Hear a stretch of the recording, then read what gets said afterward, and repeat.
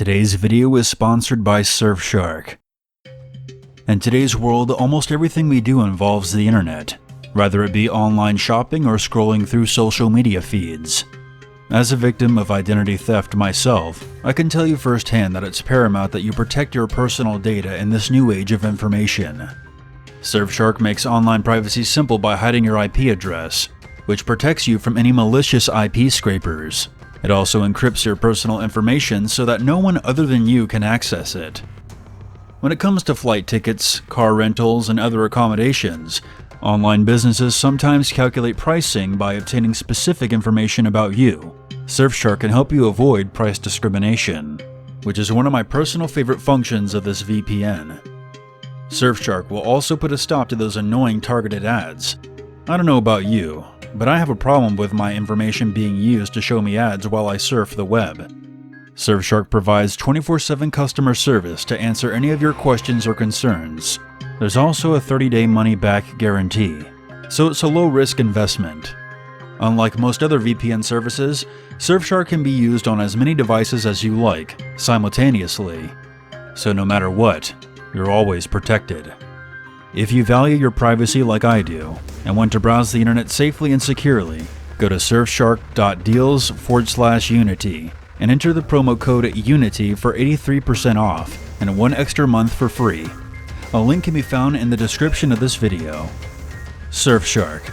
Sometimes it's better to have a shark protecting you instead of ripping your arm off.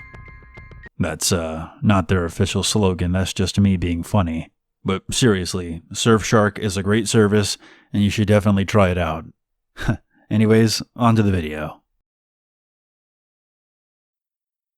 We're continuing our deathbed interview with former Gestapo officer Anton Schroeder, a self-admitted war criminal who continued with his own private campaign, hunting Jewish civilians in Italy after the Nazis surrendered to the Allies in 1945. Upon receiving the medical prognosis of having terminal cancer with less than 30 days to live, he agreed to an exclusive interview regarding his time during the war. We left off discussing abandoned Nazi wartime operations. From what I understand, not even the Fuhrer was aware of your final assignment in Switzerland? Tell us more about how the project, codenamed Frostbite, ended. Never ended. Just delayed. The greatest soldiers were those who would never tire. All of Europe would hear the stomping of their boots as they marched over a sea of the dead. It was horrific, beyond comprehension. We were afraid, so we sealed them away. But God save those who unearth them. They remember their orders. What were their orders? Never die.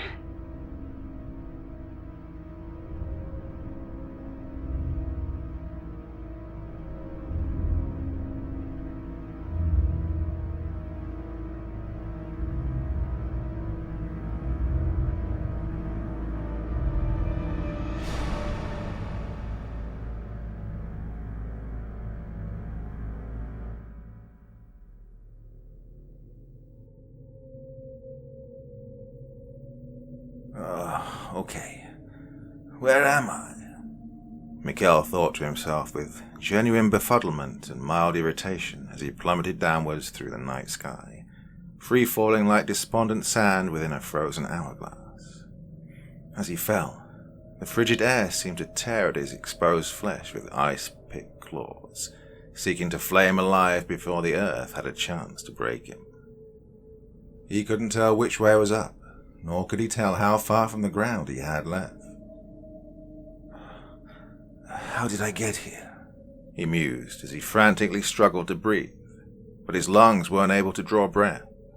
His hands were unable to locate the rest of him, and his mind was unable to focus on his inevitable doom as he tumbled like space debris through the frozen atmosphere. That didn't seem fair. If his life had to end in such a turbulent fashion, at least he could be allowed the dignity of the lights going out with a clear head. Dying in a state of confusion and panic was how animals died on the highway, after all, and he didn't want to go out like a skittish fawn. His body was suddenly, violently jerked into a vertical position, as his rapid descent slowed considerably as a large canopy exploded open above him like an airbag. "Oh, yeah, I was wearing a parachute," he thought, with relief. For the next few seconds he collected his wits and battled with the altitude to yield to him enough oxygen to fill his lungs. Why did I jump? He inquired silently to the darkness around him as he drifted gracefully towards the waiting snow beneath.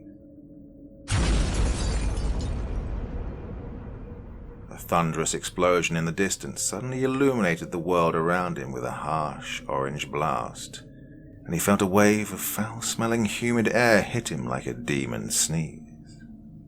Ah, that's why, he reasoned as the shift in wind caused by the blast propelled him sideways, away from the crash site.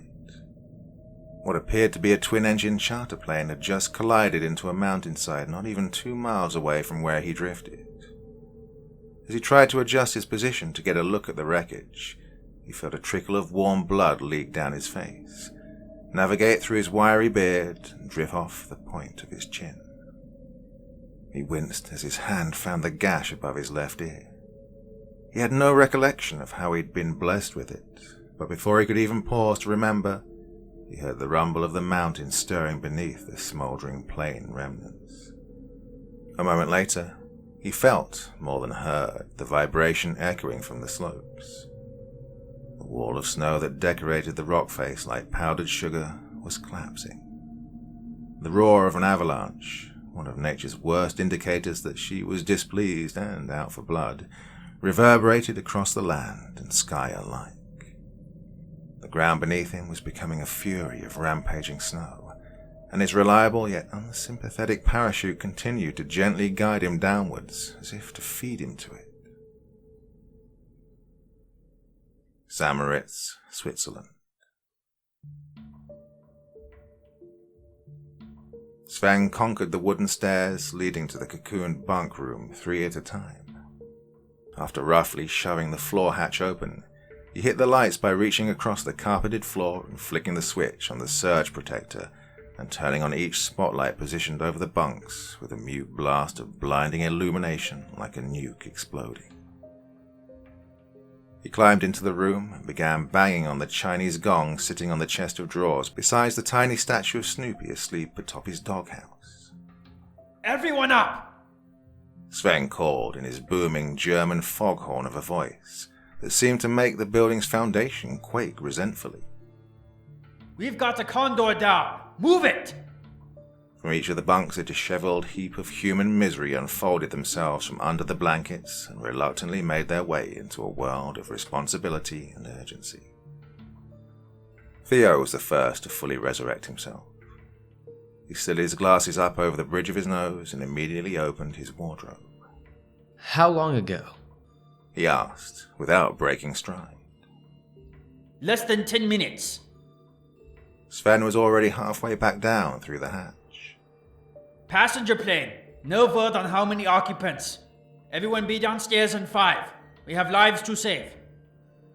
Dominic, Killian, and Galen all shambled towards their respective lockers, wearing expressions like newborn sea turtles, discombobulated at how rapidly the world around them had changed, but nevertheless determined in their effort to reach the sea. Galen slapped a nicotine patch on his arm before he even located his pants, and then tossed a slipper in the direction of the only bunk that had a modesty curtain shielding it. You up, Rapunzel? He called out with a yawn. The curtain was wrenched back with indignation as a young woman with a lean, athletic build finished adjusting her sports bra and glared at them through her short nest of tousled hair.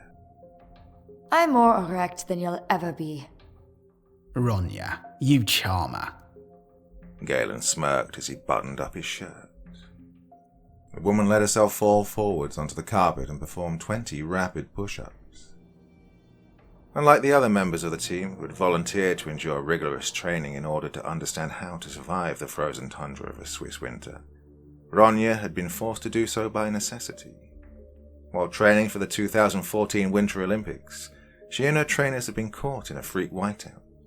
With no visibility in any direction and the wind threatening to tear their extremities off, they had become hopelessly lost and had buried themselves deep in the snow at the base of a boulder for shelter, using what limited supplies they had to survive. Unable to build a large enough fire, they'd heated rocks and rotated them in and out of their clothing to stay warm. After 11 days, Ronya was found alive, having survived on roots and a single rabbit that they'd snared. She was the only one in the group who hadn't succumbed to hypothermia. Ronya sprang back to her feet and tied a black bandana around her head. For several years she'd worn her hair very short, but recently had begun allowing to let it flourish again, and dark chocolate locks now fell messily past her ears, kissing the base of her neck, hence why she had earned the nickname Rapunzel. Dominic didn't make eye contact with anyone, but quickly changed into his winter weather gear, prioritizing his arms and hands before the others could catch a glimpse of his bare skin. Not that they didn't already know, but he preferred not to remind them right before they'd travel up into a snow-scarred wasteland where it was easy to dispose of a body. Once all dressed and down in the garage, Sven gathered them into a huddle as far away from the generators as he could, so their dull, life-providing roar wouldn't devour his words. Air traffic control reports that they have lost contact with the charter plane as it was flying towards Pizbonina. Several witnesses reported spotting a burst of fire atop the mountain peak. Seismograph readings show a massive avalanche due to the crash. It is doubtful that any passengers in the plane survived, but some may have bailed before the Condor kissed the rock. If they are up there, it is our job to find them. Hold on. Galen interrupted. Did you say the peak of Pizbonina? That's the tallest spit of rock in the Alps. The choppers won't be able to fly to that altitude. No, but they can get us close.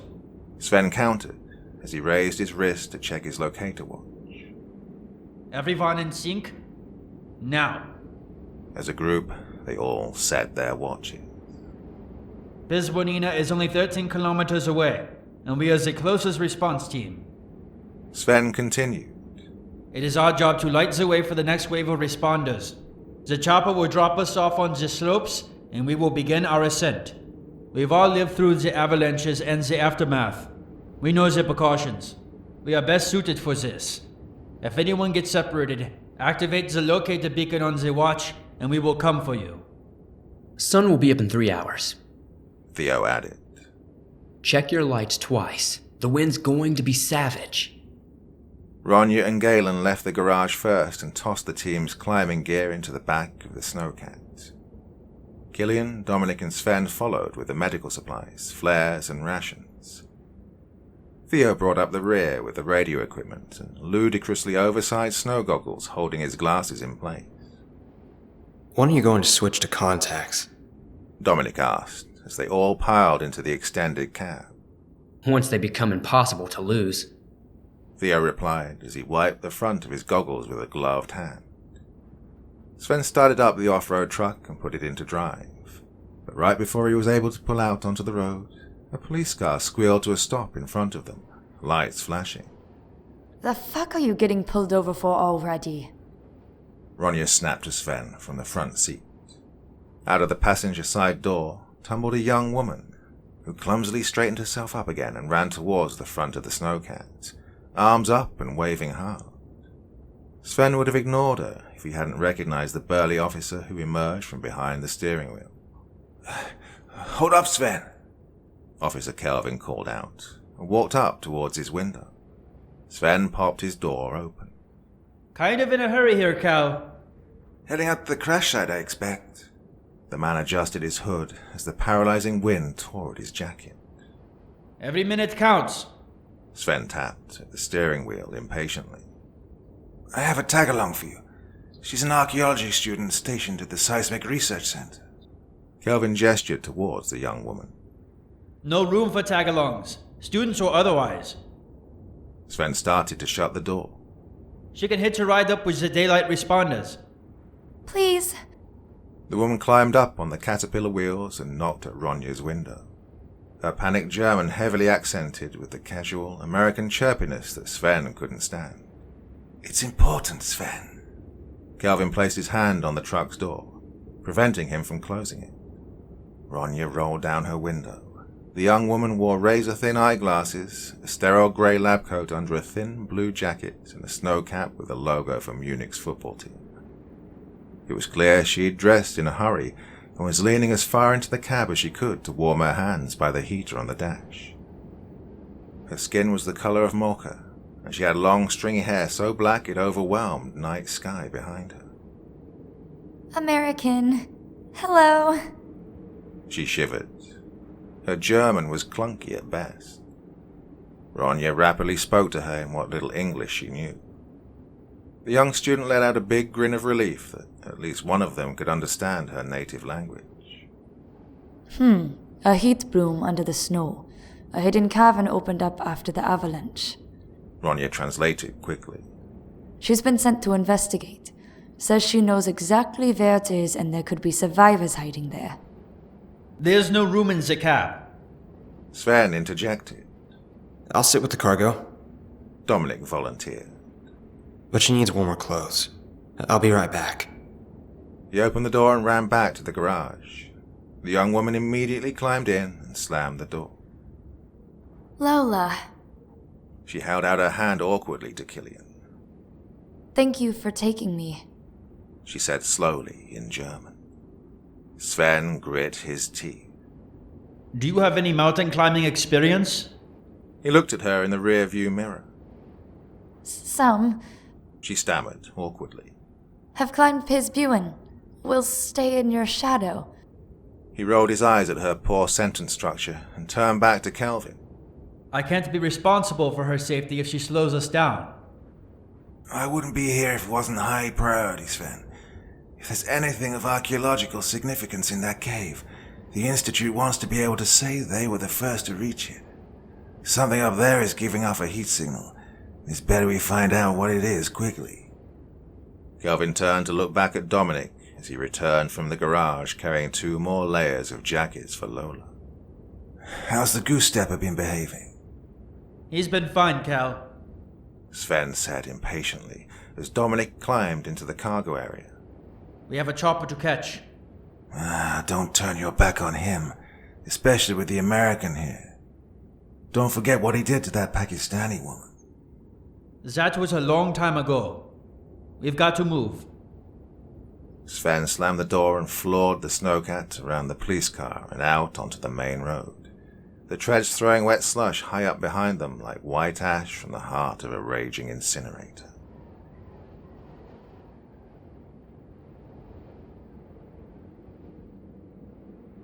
Mikkel tried to lift his head, but quickly decided it wasn't worth the pain. He couldn't tell which way was up anyway. Gingerly, he forced his eyes open.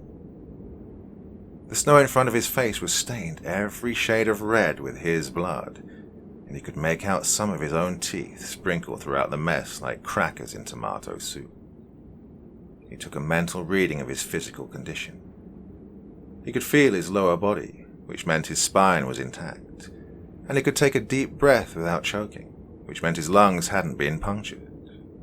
His body was still harnessed to the parachute which had initially saved his life, until it had rapidly filled with snow upon his landing in the avalanche's path and dragged him down the mountain with less dignity than a dog when it ran its ass along the carpet. He tenderly shifted his upper body, testing each limb to make sure nothing was broken. But there came a sudden raw spasm of pain that shot down his arm, and he concluded that yes, something definitely was wrong. He fished his penlight out of his boot with his good hand and, rolling sideways as much as his body would permit, he noticed that somehow his right hand had become tangled with his parachute cords at some point in his ride down the mountain. One of his fingers had been torn off, and everything from the wrist to fingertips appeared to be broken and mangled. He vomited up what was left in his stomach and maneuvered himself onto his back. He couldn't afford to stop moving and fall asleep. Setting the temperature aside, he was convinced he also had a concussion. He grimaced as he pulled his pocket knife from its protective holder inside his jacket began cutting away at the cords that bound him to the chute with his left hand. His whole right arm wailed in pain as he tried to sit upright, and he cradled it in his lap like a rag doll. He knew the hand couldn't be saved, so there was no point in trying to build a rudimentary cast, but he couldn't afford to allow it to continue bleeding out. Shoving the knife's holder in his mouth, he swiftly cut away another 2 fingers that were hopelessly shattered to make it easier to bandage the bloody appendage with his scarf. Mikhail half-crawled, half-dragged himself across the snow and curled up beside a fallen tree, freshly torn up by its roots from the onslaught of snow. He had to keep warm until help arrived. His mouth and jaw hurt badly with the sensation of freshly broken teeth, but he had a feeling the shattered hand and amputated fingers were shortly going to overpower him. Rescue would come soon, he tried to comfort himself. The next moment, the savage howl of a wild animal tore its way through the icy wind and invaded his private, silent anguish. He lifted his head and paused as the howl came again.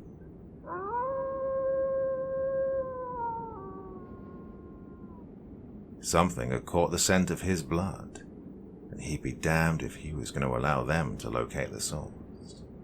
Not yet, anyway.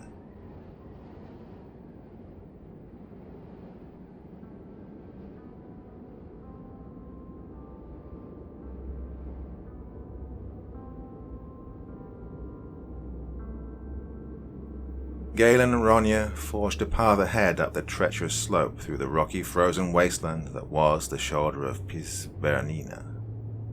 Theo followed directly behind, attached to the tow rope, followed in turn by Killian, Dominic and Lola, each spaced out along the guideline with Sven following along at the end to make sure no one was left behind. With the helicopter at full capacity, the pilot had unloaded them just shy of 12,000 feet up the mountain, along the North Ridge. The blaze of the original crash had finally been subdued by the high-altitude winds, and was barely noticeable anymore against the night sky as the team focused their attention on reaching the peak. How many people have died on this mountain? Lola called out to Dominic in a stilted German as they trudged through nearly knee-high snow. Well, until tonight, not since the 70s. He shouted back over the wind, pausing to look over his shoulder. Plenty of injuries and accidents, though. You want real carnage, go to Everest. That entire rock has become one mass grave. The Piz Mountains don't even crack the top 10 deadliest climbs. How many times have you climbed this? Lola paused to catch her breath. To this height? Only once on a training mission. Dominic halted. Are you doing all right? Not enough time on the Stairmaster. Lola chuckled, her voice muffled behind her thick scarf. I'll make it through, though. Will we need oxygen? I'm not going anywhere near that height. Dom assured her. Still, best to make every breath count. The radio crackled in his ear as Ronya and Galen reported a slick patch of bare rock up ahead, and that they'd be altering their course slightly and to watch their footing. Make sure you look where you're stepping, Dominic advised her. Follow in our boot tracks. That way you won't step into a crevice. Step in what? She asked. A crevice. A hole. Dominic adjusted his language. He held out his hand to her as Lola stumbled sideways against the wind. She took hold of his arm and his sleeve slid backwards far enough to reveal his wrist. Dom heard her next question trail off and fade into the icy air as she noticed the Third Reich Eagle tattoo poking out from between his jacket and glove. They paused and stared at each other until the tow rope gave a gentle tug of momentum and got them moving again. I'm reformed, Dominic said quickly. No money for laser removal. Lola didn't answer, but he wasn't sure if it was because his message had got lost in translation or if she was just stunned. I'm not that person anymore. He tried, but before she could respond, Sven appeared behind them. You two are falling behind. We cannot afford to get spaced out. He looked at Lola. How are you holding up? I'm okay. So where's this cave of yours? We're heading in the right direction. She responded, nodding to a spot somewhere up the slopes that only she could recognize. Dominic turned around and made to catch up with the others, but he couldn't help but notice the feeling of her eyes lingering on his back, trying to make sense of what she'd just witnessed imprinted on his flesh. He'd felt that stare before. A cocktail of shock and disgust and judgment that seemed to deafen him with its silent bellow. He hated that stare, but not nearly as much as he hated himself. That crash site couldn't appear on the horizon soon enough.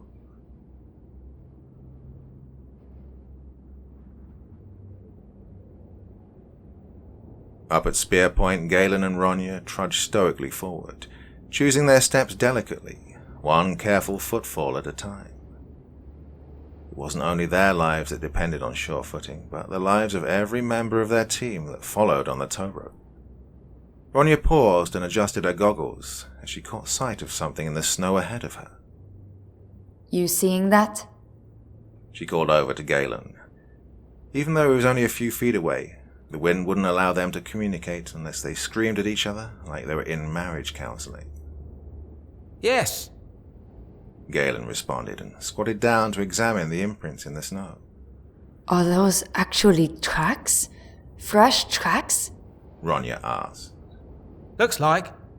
Galen tried to make a rough measurement using his ski pole. Too big to be a rabbit, too small to be human. You know what they look like to me? Canine. Exactly. How? There wouldn't be any wolves this far up. Maybe we're not the first to make it for the crash site. Maybe someone else brought their dog and it wandered. Theo trod his way forward next to them. Animal prints? He asked, shining his light forward to illuminate the snow before them like a footpath. More than one dog. Ronya stated as Theo's flashlight beam caught several more sets of tracks. No, it was more than several. There were dozens. It looked like a stampede of animals had trotted past. It's a whole dog park's worth. This was recent. Galen stood up. The wind has had time to blur them and not erase them. Killian came up behind them then, and the tow rope began to collect limply in between them. We can't cluster together. Theo spoke up. Let's keep moving. Did anyone think to bring the Luger in case they circle back? What's one narrow gun barrel going to do against that many targets? Ronya asked. More than our flashlights would do. We only pack the flare guns. Let's not worry about wild animals until we have to. The crash site is the priority. He began moving forward again, cutting a line through the strange footprints with his own. Ronya followed a moment later. Then Theo waited for the rope to go taut before he began walking after her. He couldn't be certain of what exactly those sounds were that echoed somewhere off the mountain and were diluted by the wind's fury, but he could have sworn he heard barking close by. The kind a hunting dog makes when the prey is close. From the end of the convoy, Sven heard Galen's status report over the radio. Copy that. Everyone be aware that we may not be alone up here. He paused a moment to kneel down and adjust his bootlaces. When he straightened back up, he glanced behind him and nearly choked on his own breath. At the haze at the edge of his flashlight beam, following in their tracks, he thought he'd spotted a figure silently stalking them. He called out and waved the beam around, trying to signal the stranger behind them in case they were a passenger from the plane crash. There was no response. Inside his head, he had a brief moment of indecision. Someone could be back there. Perhaps they'd collapsed in the snow. The doubts within him struggled but wouldn't die. He was sure he'd seen something, but if he hadn't, he could risk making the whole party backtrack. Lola, Dom, I'm hanging back for a moment. I'll let out more play in the rope. Copy. Dom responded. Shrugging off the remaining tow rope slack, he carefully made his way back a few steps the way he'd come. His light couldn't find anyone unconscious in the snow, but he did hear a clacking sound faintly, like two bricks being slapped together. He took another few steps forward and shone his light around blindly as the noise paused briefly. There were a few moments of silence, and then the sound was directly behind him. He would have turned to examine the source, but he didn't get the chance. His flashlight had been torn from his grip.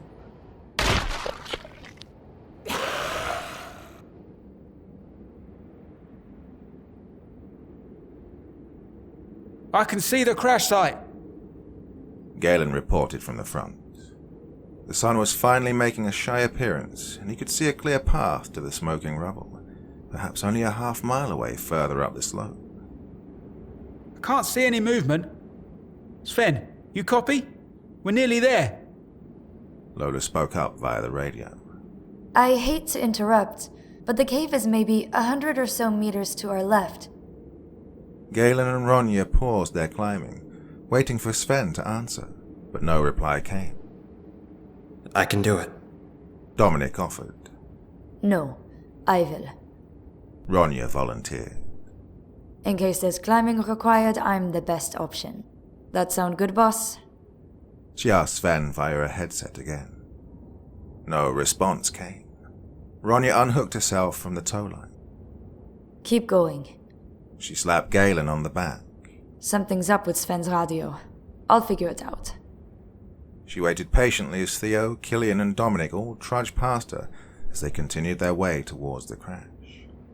When Lola reached her, she hooked herself to the young woman's belt with her line. Detach yourself and follow me. Just point me in the direction of the cave. She glanced over Lola's shoulder to see the tow rope disappearing into the early morning mist as the sun's first light made contact with the snow. How far behind is he?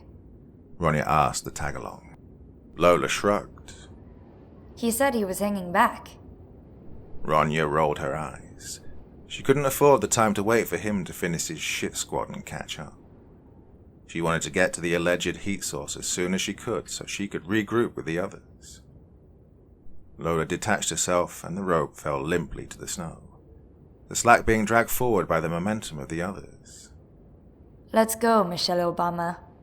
Ronja prompted her and began to forge her own path across the tundra. She was born in Chicago. I'm from Annapolis. Lola clarified. Yeah, I visited Yale once. The students called me Eva Braun, so shut the fuck up. Okay, Lola replied meekly.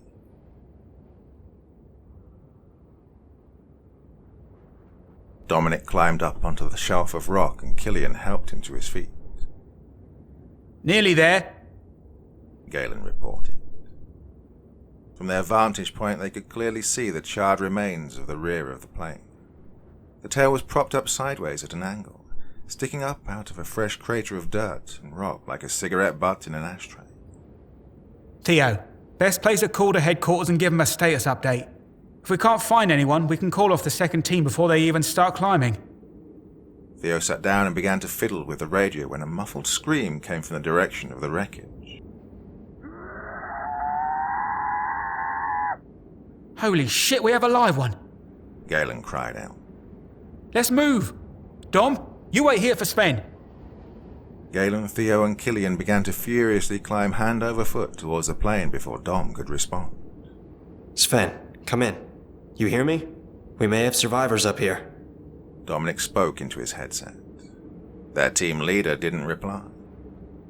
The young man glanced back down in the direction of their tracks. He couldn't make anything out beyond the end point of the slack rope.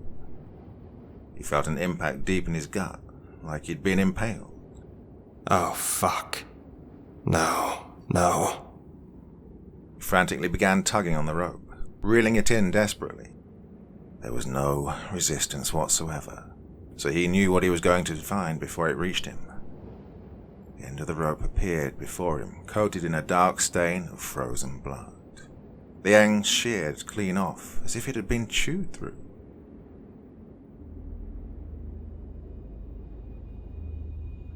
Galen and the others reached the husk of the private plane, and Killian immediately lit a flare. Hello? St. Moritz Mountain Rescue. Can anyone hear me? Theo wandered the long way around the plane. After ducking under one of the wings, he noticed a charred figure several feet away in the snow. He made his way towards it and covered his face as the stench of burning meat assaulted him. The corpse had no doubt been a member of the flight crew. After the plane had struck, it was clear he had tried to drag himself away from the fuselage, but had become engulfed in flame and succumbed. He could make out the path where the poor man had dragged himself desperately away from the crash.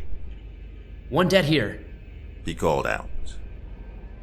At least 2 over here. Parts of them anyway. Galen shouted back. It looks like they were rejected upon impact. Who was screaming then? Theo asked, and then he paused. He bent forward to examine the corpse more carefully and rolled the head partially with the back of his glove. The bright colour of white bone and red flesh jumped out at him amongst the black char like a rotten spot on the flesh of an apple. Something had been gnawing on the flesh of the body after it was already crisp. What kind of animal would do this? He muttered to himself in astonishment. He turned around to see 2 figures walking up behind him. The first one was Killian, who had clearly caught sight of the corpse as well. He assumed Galen was the second, following directly behind him. But half a moment later, he realized it wasn't.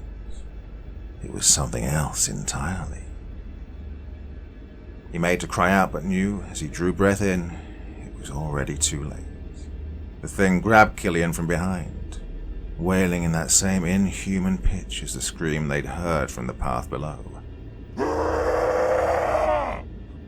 And fresh crimson blood splattered the snow in every direction.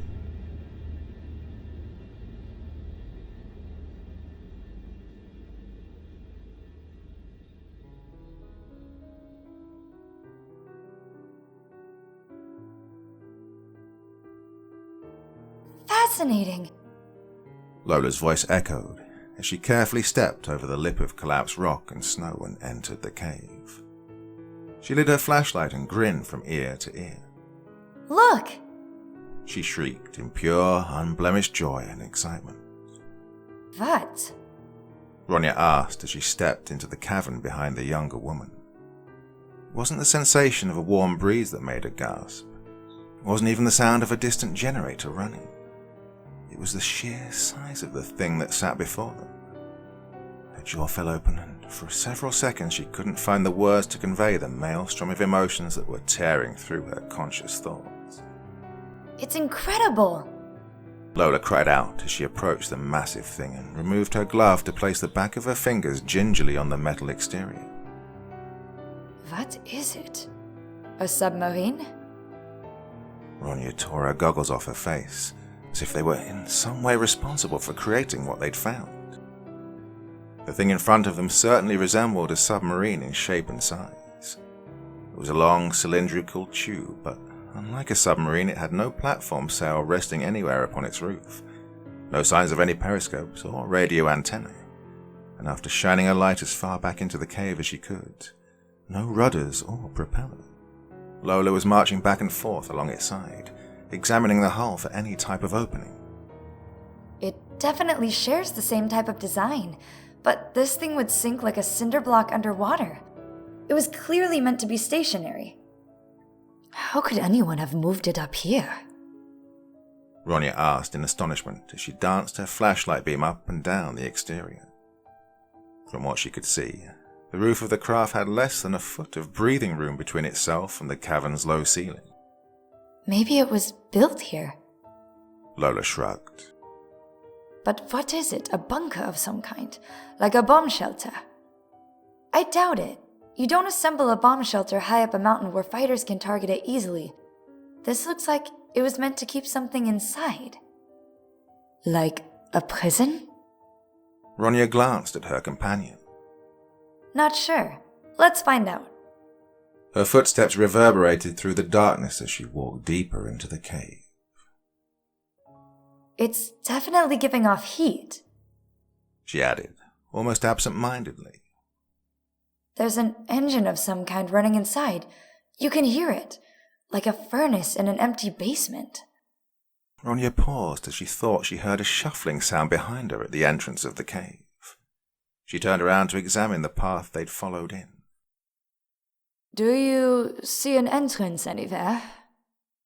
She asked Lola cautiously as she scanned her flashlight beam back out across the snow.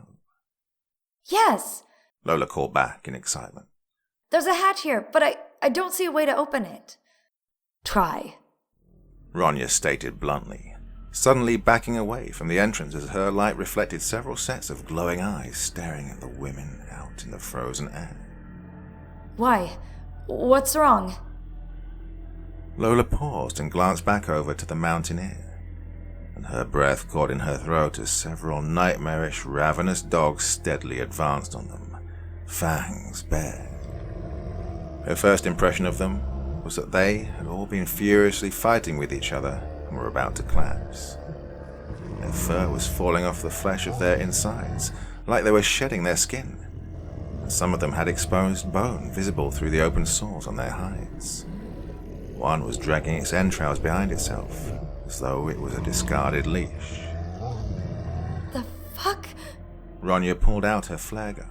Get it open! She called over her shoulder.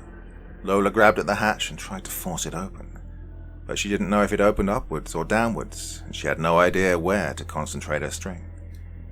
She frantically began pounding at it with her fists as the skeletal canine monsters advanced on them. Then, without warning, the hatch swung open and downwards, revealing a short set of stairs.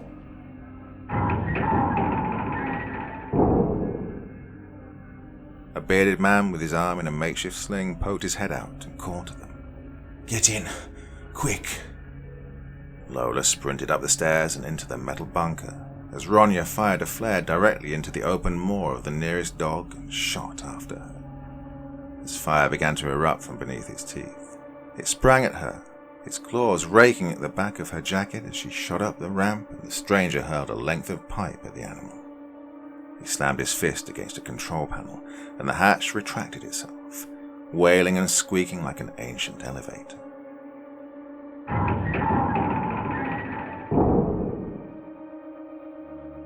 As the door sealed itself and the three were cast into complete darkness, the sound of the ragged dog creatures outside clawing at the metal assaulted their ears and echoed loudly up and down the length of the empty hull like the sound of a falling guillotine.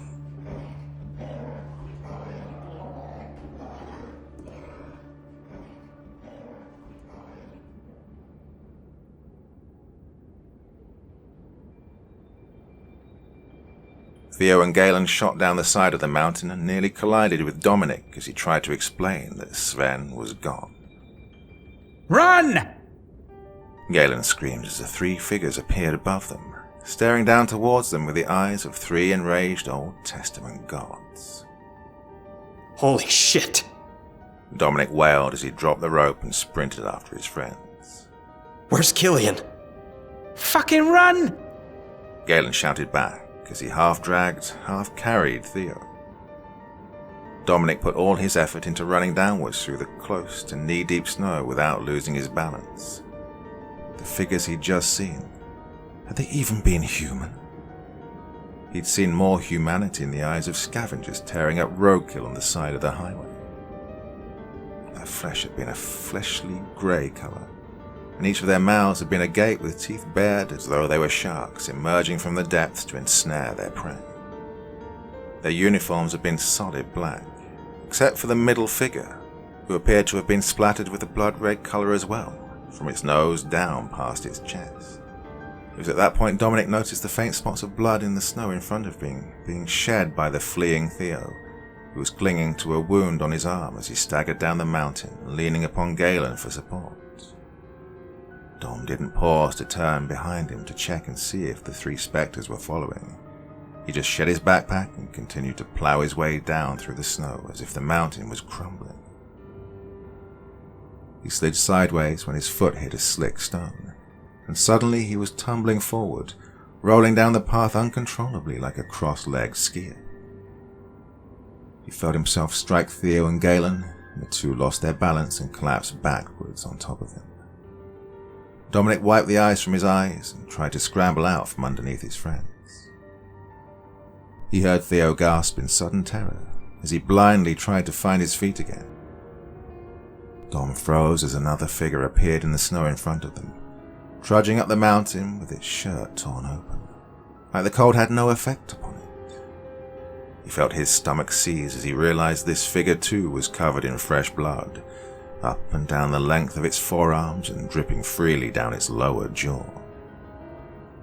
The figure had no flesh anywhere upon the lower half of its face, and its skeletal jaw clacked like cloven hooves on cobblestones, its eyes wide and blazing with a cold, incurable hatred, as it pounced upon Theo and bit into the young man's face.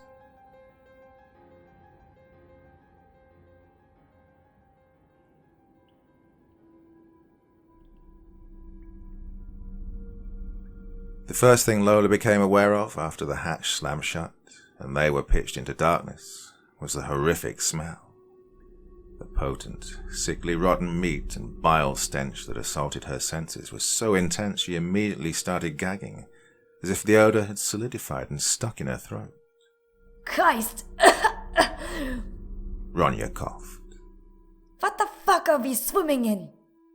A faint electric light flickered into existence, and the women found themselves standing in an uncomfortably small foyer type of room that branched off to either side of them. The floor was grated steel and the walls were absolutely plastered with bloodstains, hunks of decomposing flesh and sharp crisscrossing lines of fingernail scratches. The bearded man turned and raised his good arm and flicked on a second light in the corridor behind them, which could only comfortably accommodate one person travelling down it at any one time. Claustrophobic spaces, airtight hatches.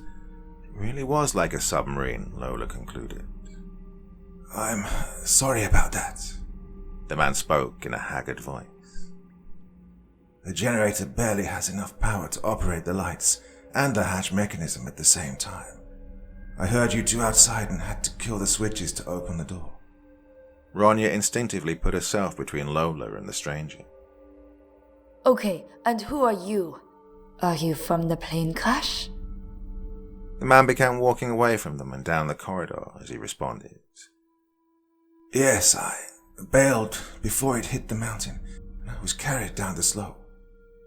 Ronya and Lola followed him cautiously, both women holding their hands up to their faces to block out the wretched, decomposing flesh smell. How did you end up here then? Ronya countered. Why did you climb back up the mountain, back towards the crash? Especially with a bad arm.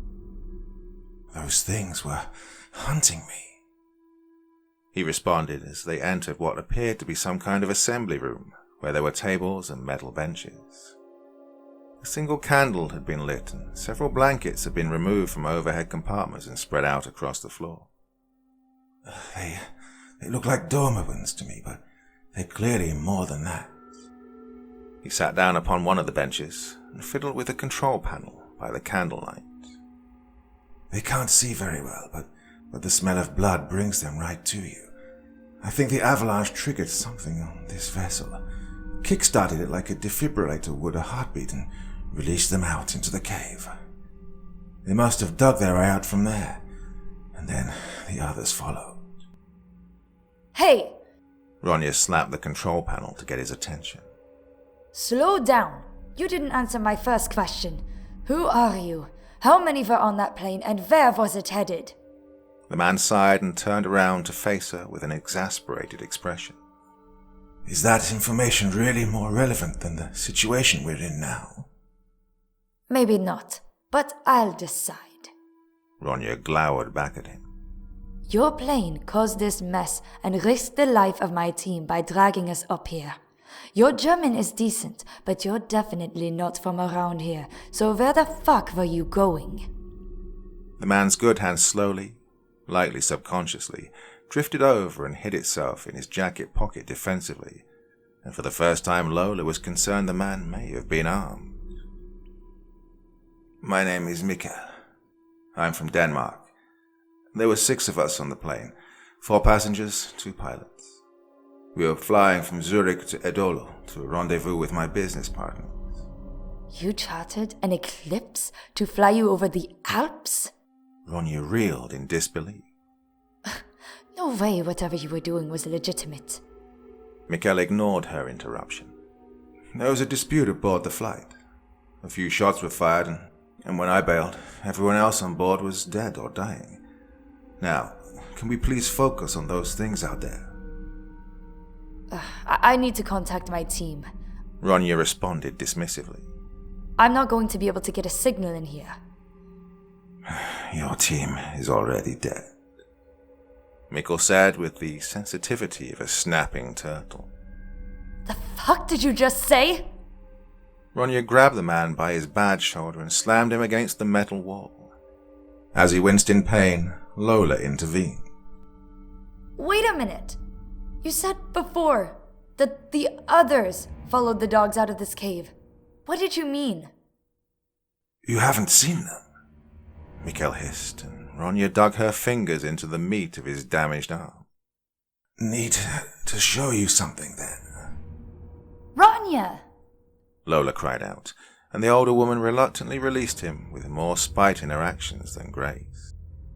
Mikkel carefully stood back up and limped down another corridor, striking up a flare before he was enveloped by the darkness. Holy shit, the stench is even worse down here. Ronya complained as the women followed him. I only saw them from a distance, but they were feeding on the bodies from the wreckage of the plane, tearing into them like turkey legs. I didn't count how many there were.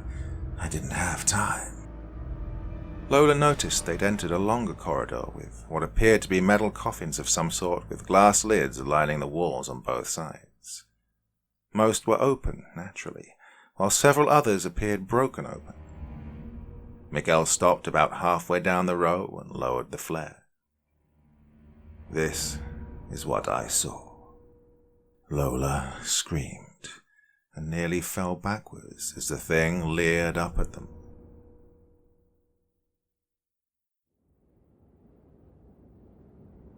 Dominic's lungs burned with the rapid intake of frozen air as he tried to keep up with Galen's long strides. He glanced over his shoulder and made out at least a dozen figures still following, obliterating their tracks with their own steady march. The nightmarish figures didn't appear to be moving any faster than them, but they didn't look like they were tiring either. Galen, we're not going to make it, running like this. Dominic called out to his friend. We're going to collapse from exhaustion. It's best we at least slow down. Galen paused and leaned on his knees for a moment.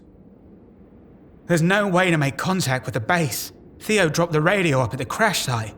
If we don't check in soon, the next team will follow us. Dominic looked behind them again and felt his stomach sink further. The group of cannibalistic soldiers hadn't changed the pace of their strides, and somehow the deadly silence in which they moved themselves forward seemed more terrifying than any taunting, furious cries they could have been shouting at them. In fact, the only sound at all that came from their group was the clacking of the loose jaw of the one that had attacked Theo. It just tore into him. Dominic's mind reeled, remembering what had happened to their teammates. I mean, what are they? How did it tear into him so savagely? It was like it wasn't even human. Like he was a fucking antelope. We should split up. Galen suggested, trying to keep them focused. Maybe they'll split into two groups too, or maybe they'll only follow one of us. Either way, there's a better chance at least one of us can make it far enough down the mountain to signal the others. And what do we tell them? To fucking bring guns. I don't care if they're sick or possessed or just deranged. Just because the cold won't stop them doesn't mean a rifle won't. But do you see what they're wearing? What? Blue sequins? I didn't notice. Galen replied in irritated confusion. They're wearing period-accurate Nazi uniforms from the fall of the Third Reich. That thing that attacked Theo was wearing an Iron Cross. You don't randomly find those types of things on top of mountains. Galen paused and looked back over his shoulder at the marching horde. Holy fuck, you're right. How did I not see that before? Thanks to my past, I kind of have an eye for that kind of stuff, unfortunately. Dominic conceded bitterly. As Galen carefully moved backwards slowly, he began to examine their pursuers with more detail. They're not all dressed alike, though. There's at least one that's wearing practical weather gear. He stated. Dominic took a deep breath before he answered. He was wondering if his friend was ever going to notice. That's because it's Killian.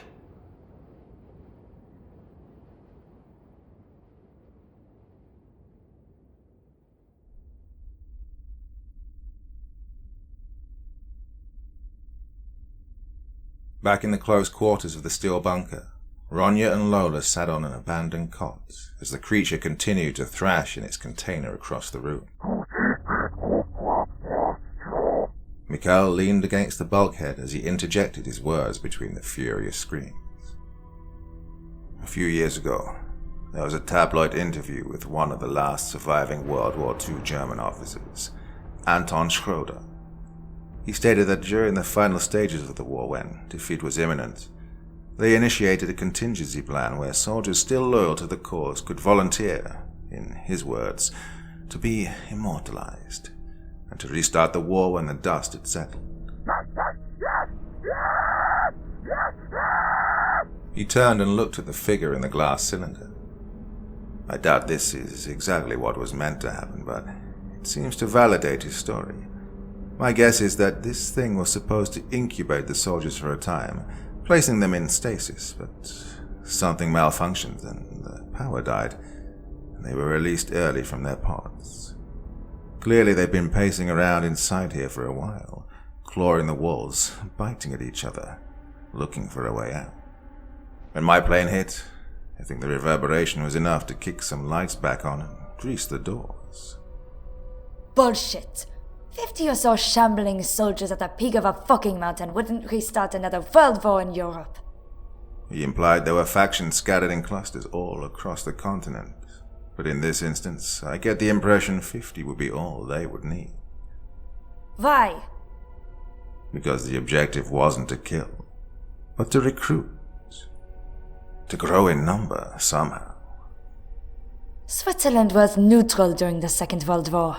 They never let the Nazis cross the border. There's no way in hell they could have infiltrated the country in the numbers required to build this giant thing up here, without the government knowing. Maybe they did. I mean, sure, in concept they remain neutral, but their economy still thrived during the war thanks to all the weapons they were exporting across Europe, including to Germany.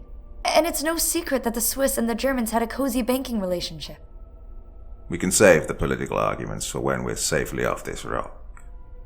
For now, whatever the reasons, we've got to deal with rabid Nazis and their equally rabid pets that might not be dead but aren't exactly alive. And do it on our own. There's no help coming. Why? Because we were the help. Ronya stood up and stretched. I'm done talking. Time to kick some ass. The rest of my team is still alive out there, and I plan on getting them to the base safely. She walked past Mikhail and kicked open a storage locker. Hello, beautiful. She smirked as she removed a dusty bolt-action rifle from the cobwebs. If I don't get out of this stench and taste some fresh air soon, I'm going to start clawing at the walls too. Do you know how to use that thing? Lola asked cautiously. Psh, it's a Mauser, not the Hadron Collider. She replied without looking up, expertly loading cartridges into the barrel. How's your aim, Princess Peach? Non-existent. Well, I'm not giving a gun to the guy who had a firefight in the air. It wasn't like that. Mikhail muttered, suddenly looking very tired. Ronya pulled a second rifle out of the locker and handed the loaded one to Lola. Whoa, it's extremely heavy! It's also bolt action. Only carries 5 rounds, so don't shoot unless you know you're going to hit something. If you don't trust yourself to shoot at all, keep close to me and learn how to reload so we can swap when I'm empty. She finished loading the second rifle and raised, expertly lining up her target. Cover your ears. She warned them. She turned and fired a round directly through the glass into the face of the squawking undead thing in the glass casket. The head exploded into a grey and red grimy substance like the insides of a rotten tomato. After the sharp stabbing sensation of the echo faded away, Ronya glanced back at the others. I'm not going to be the lone survivor this time. I'm getting you two off this mountain alive, if it kills us. That's reassuring. Lola winced, her hand still over her ears. Okay, you can hit the stationary target, but those dogs outside aren't exactly going to stop and play dead. Oh, they won't have to. But I'll make them that way all the same. Ronya smirked as she pulled out a second box from the locker.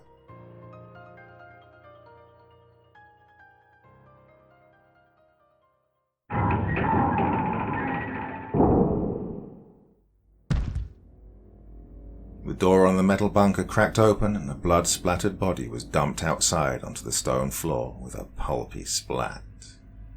The skeletal hounds made for it, but barely gave the cold, rotted meat a second look, and instead pursued the scent of fresh, warm blood up into the entryway of the fake submarine.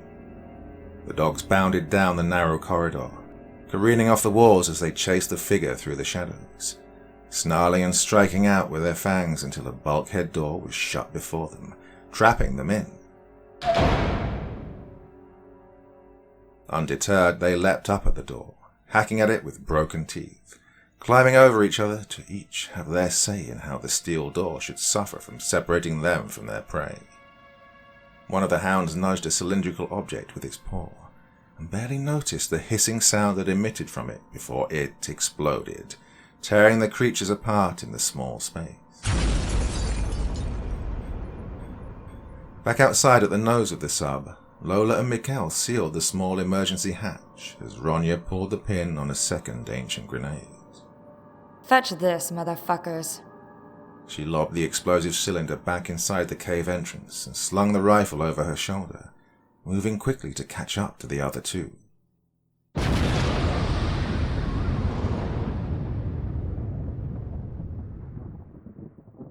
The second explosion didn't displace enough snow to create another avalanche, fortunately, but neither did it succeed in entirely burying the remaining threats. It only took a few minutes for the survivors to claw their way out, just as they had done a few hours before.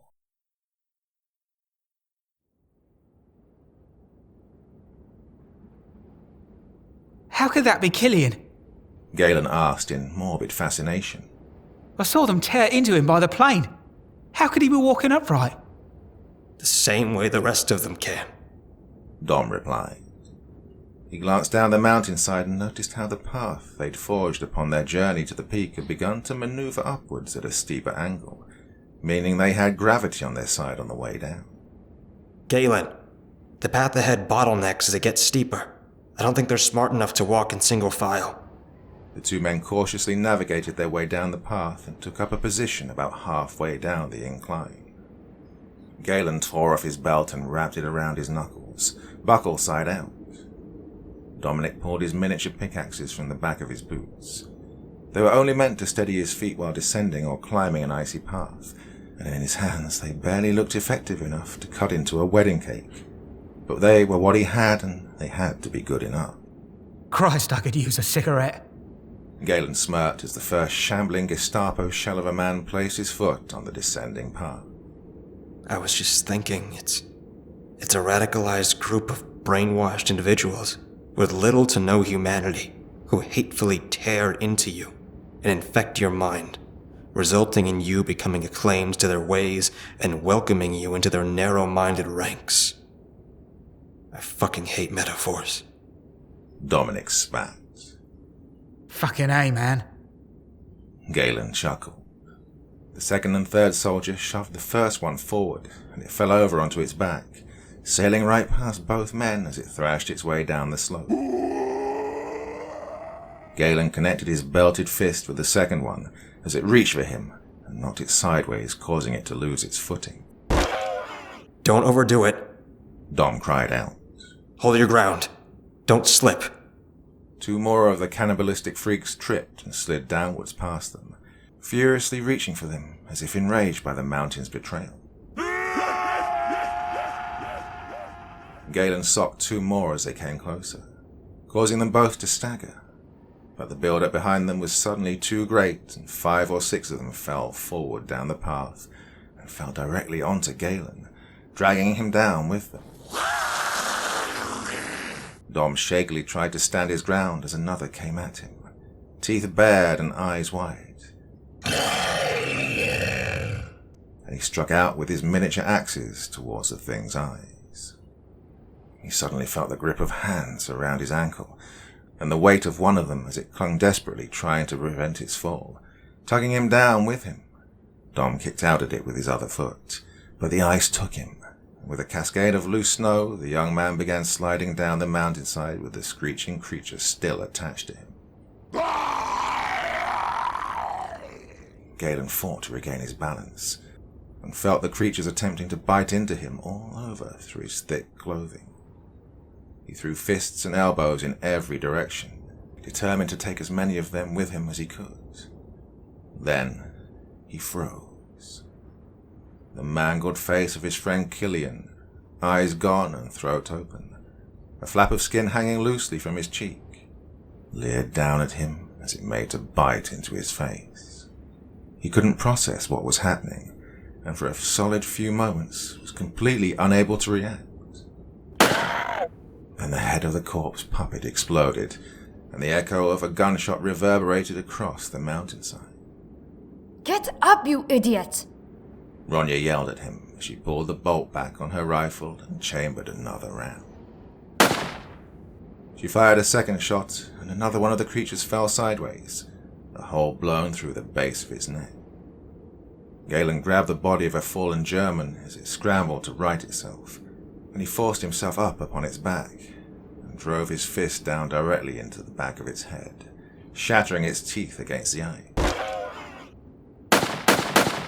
Ronya fired 3 more times and held the rifle out to Lola, who traded off with her for the second one. Reload! A handful of the shambling undead turned their attention away from Galen and made their way towards Ronya and the others. Line 'em up! She called out in glee as she fired another round through the torso of the lead soldier, which shot out its back and took out the head of the one that followed. Galen climbed to his feet. Ignoring his wounds, he began to lash out with his fists, striking at his attackers from every angle. Lola shook in terror as she attempted to reload the cartridges into the first rifle, but she couldn't load half as fast as Ronya could shoot. After she finally managed to slide one into the chamber, Mikkel took it from her quivering hands. He held the rifle out with his one good arm and fired a shot directly over Ronya's shoulder and took the jaw off another approaching German. He pulled back the bolt using his chin and held out the rifle to Lola. Add 1 more. The next moment, 2 rabid skeletal hounds leapt upon Mikkel's back and dragged him to the ground. Lola screamed, and Ronya glanced over her shoulder. Fuck! She swung about and tried to connect the butt of the rifle with a hound's skull, but they were tearing at Mikkel and dragging him through the snow as he screamed. Ronya raised the rifle and fired the last 2 shots into the hounds at close range, inadvertently putting a round through the man's leg at the same time. Get out of here! Get off the mountain! Ronya screamed to Lola. Wait! Mikkel gasped as he bled out from fresh wounds on his arms and face. With his good hand, he reached into his pocket and tossed a small pouch in the direction of the young scholar. More out of instinct than anything, Lola plucked it up out of the snow before shambling back awkwardly from the dying man. Get him to the authorities. Give the reward to my family. Lola tripped and half staggered, half crawled down the mountainside and away from the carnage. Ronya was swinging the rifle in every direction, furiously smashing at the heads of the Nazis as they closed in around her. The officer with the exposed jawbone bit down upon her rifle as she raised it up to block the toothy attack. Suddenly, Galen was beside her. He slammed his fist through another German's face and then, yanking the utility knife from Ronya's belt, stabbed it directly into Jawbone's eye socket. Join your Fuhrer in hell! Galen sank to his knees and Ronya collapsed beside him as the remaining creatures began to swarm them slowly. She attempted to reload the rifle, but paused when she noticed the bite on her forearm. Fuck me with Häagen-Dazs.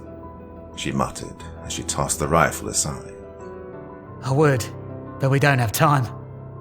Galen smirked as he put his arm around her. We have time for this.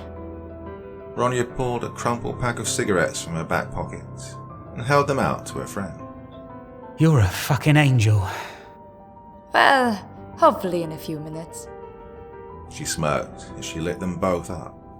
Hey Denmark, you want one? From a few feet away, Mikkel shook his head despondently as his breathing slowed and he watched Lola tear down the mountain and away from them. Hey, sorry about your leg. She stated as she pulled out the remaining grenade. Galen saw it and nodded his head slowly and placed his hands around her. Let's do it. Ronya exhaled a plume of smoke. Hey, do you really like my hair this way? Fuck no. The remaining undead fell upon them as Ronya laughed and pulled the pin.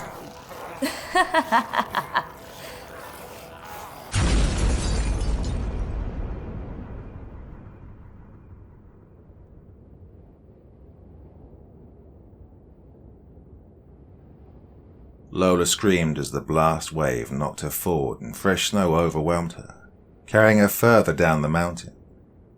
She lost consciousness for several minutes, and when she awoke, she was half buried under the tundra. She flexed her legs and attempted to dig herself out, moving slowly, trying to prevent another avalanche by displacing too much snow. As she managed to free one of her legs, she felt something grab at her from below. She cried out as the head of another undead soldier poked its head up from the surface and bore down on her. She punched at it desperately with her fists as it bared its teeth and snarled. Suddenly, a fragment of rock came down upon its skull, caving it in like an egg. Dominic was standing there over her, a jagged piece of rock in his hands. Are you alright? Something's got my leg! Lola responded in a panic. Dominic fell to his knees and dug furiously through the snow to find the severed upper half of another soldier clinging to her shin. He brought down the rock again and again until the creature's head was liquefied and Lola was able to struggle free. I lost my glasses! She gasped in frustration and alarm. Dominic helped her up as two more soldiers emerged from further up the slope, breaking through the top layer of snow.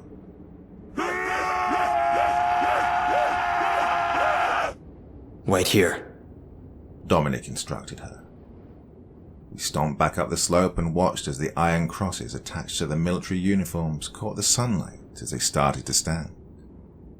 He was tired of looking at those symbols. He had seen enough of people proudly wearing them. He brought the heel of his thick boot down and crushed the head of the soldier, before turning, kicking out at the second one as it rose and then stomping his other foot down into its wide-open mouth. The bones snapped like celery stalks, and Dominic wiped the blood from his heels on the uniforms. I'm not propping the Third Reich up ever again. Dom, where are you? Lola called out. I'm coming. He gasped for breath as he made his way towards her. Best catch your breath. We've got a lot of hiking back down the mountains to the helicopter pad. Lola held out her hand. What am I holding? Mikkel from the plane crash tossed it to me before he died. He said there would be a reward. Dom took the pouch from her hand and extracted a small gold cross with bejeweled emeralds glistening along one side of it. Holy shit. Dom held it up to the sun.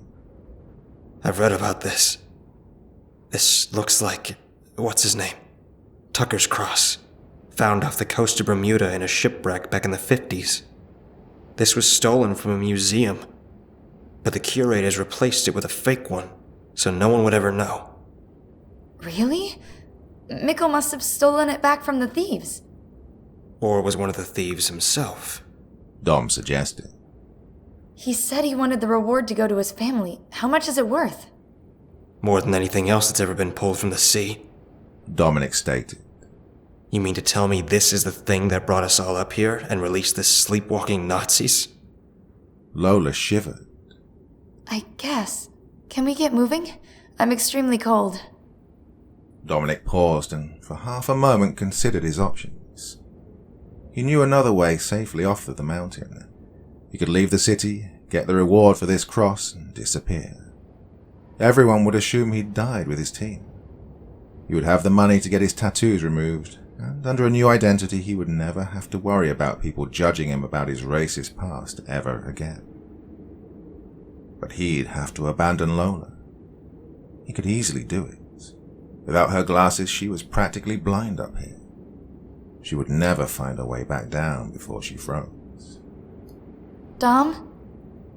She asked again, a tremble in her voice. Yeah, I'm here.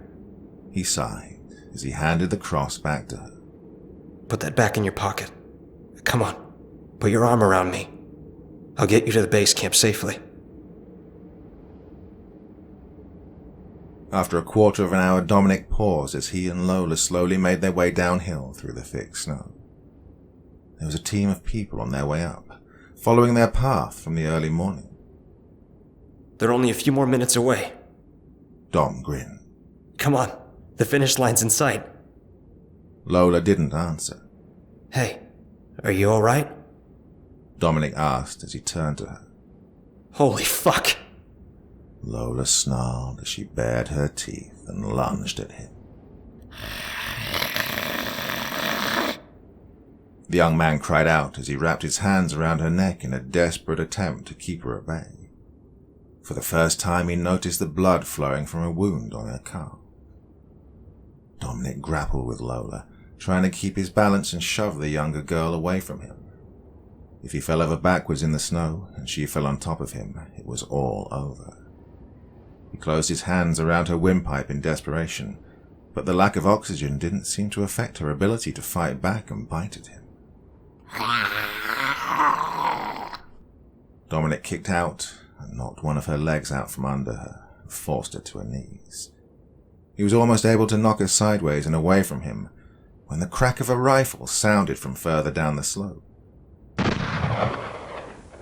Dominic's blood painted the snow around him as the shot tore through his torso and he collapsed into the snow. From the team below, Kelvin lowered his rifle slowly. That Nazi bastard was trying to kill that girl. Let's get up there quick and help her. The secondary team immediately began to double time it up the slope towards Lola. The young woman slowly stood back up and sniffed the air, aware of the fresh meat heading in her direction. Ignoring the dead body beside her, she staggered forward down the slope towards her rescuers, her eyes glazed and her teeth bared, shambling awkwardly on her unsteady legs, as if hypnotized.